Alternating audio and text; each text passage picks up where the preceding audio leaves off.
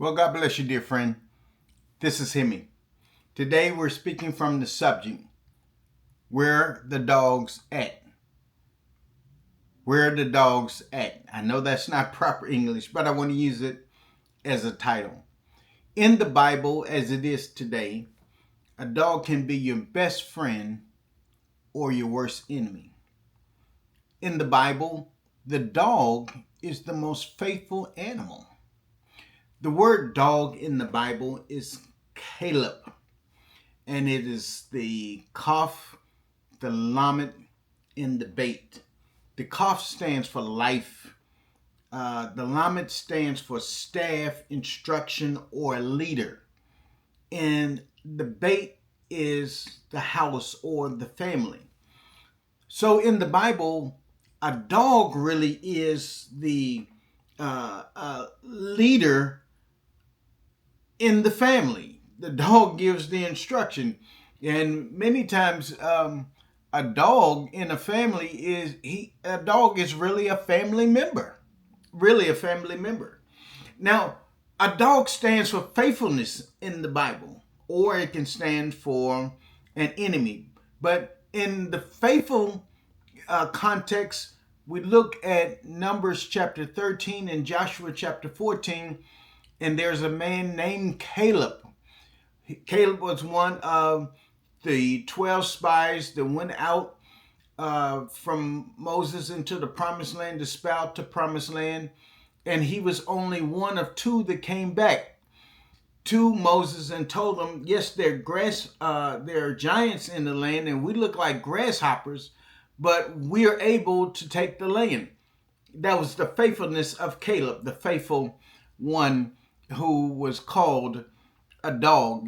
To call someone a dog is to really say that they're your close friend. Even today, you say, hey, what's up, dog? Or that's my dog. Well, that is a good sense. A dog really is a person's best friend.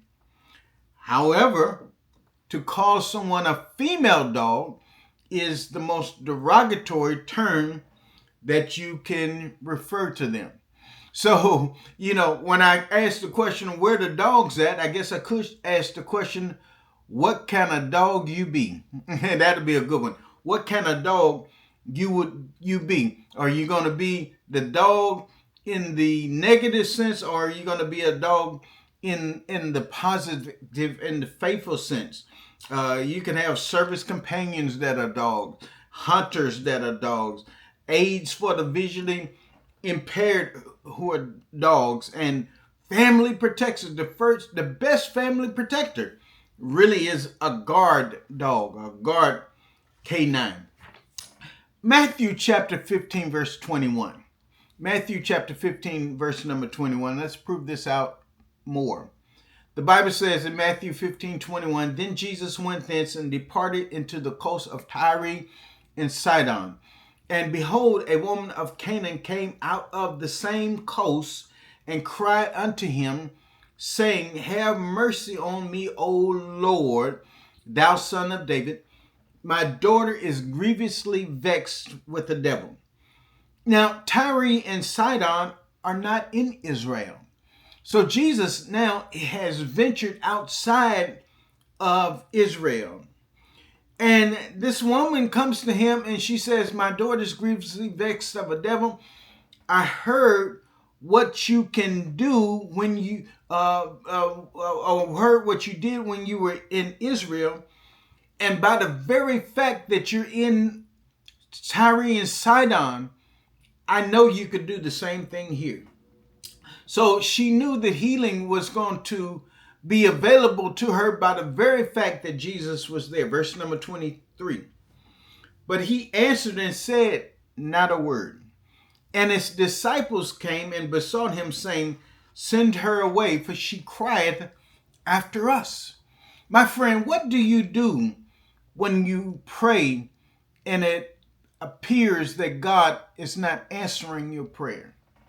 What do you do when people put you down and talk about you and want to send you away, treat you like a dog in the the derogatory sense?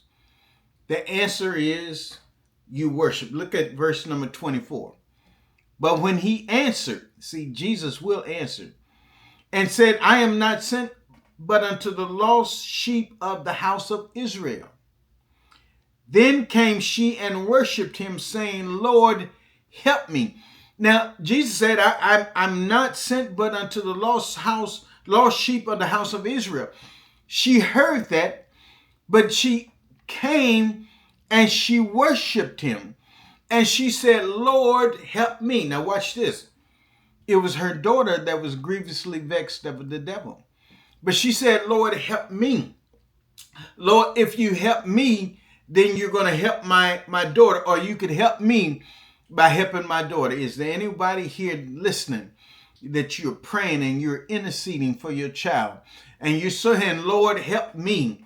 And in helping me, you're going to help my child. Or Lord, help my child. And helping my child, you're helping me. Or Lord, help me to help my child. I'm going to say it again. Somebody is praying, Lord, help me to help my child. And God is going to answer your prayers. Look at verse 25 again. Then came she and worshiped him. She worshiped him, saying, Lord, help me. When she said, Lord, she put herself and her daughter under his auspices, under his authority. She said, Lord, you are my Lord. Verse 26. But he answered and said, is it not meet to take the children's bread and cast it to the dogs? Now, Jesus is referencing dogs in a derogatory sense. But look what she says in verse 27. And she said, truth, Lord. Remember, when she said Lord, she's putting him over her. She's putting herself under his authority. Truth, Lord, yet the dogs eat of the crumbs which fall from their master's table. Now she's reversing that dog from a derogatory sense into a faithful sense. Because a dog who's faithful to the family, he will sit and he will wait for the master to feed him. And he knew the master would feed him because he is that faithful companion that's in the house. And the dog knows that it's just a matter of time for the master to give him the crumbs from the table. It's just a matter of time for the master to feed him. So here dogs are referenced in the faithful sense. Verse 28. Then Jesus answered and said unto her, O woman, great is thy faith. You have been looked at as a dog. Your daughter may have been looked at as a dog in the negative sense. But because you came and you worship me, I'm going to bless you as a dog in the faithful sense.